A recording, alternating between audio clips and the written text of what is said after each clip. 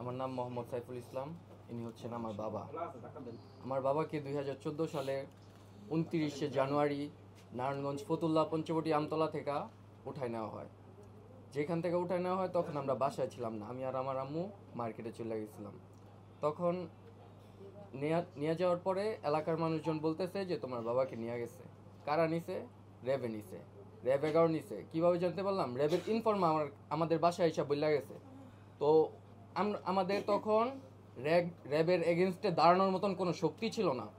তখন যেই ইনফর্ম আমাদেরকে এসে বলছে তার এগেনস্টে মামলা করছি, তাও আবার নারায়ণগঞ্জ ম্যাজিস্ট্রেট কোর্টে 1 বছর মামলা বহাল ছিল।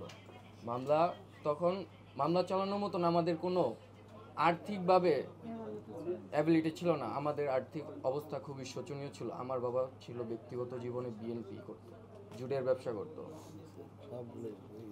তো বর্তমানে সেপ্টেম্বর মাসে বাংলাদেশ অন্তর্বর্তীকালীন সরকার ডক্টর ইউনূস একটা গ্যাজেট পাস করে 5 জন গুম কমিশনের আন্ডারে।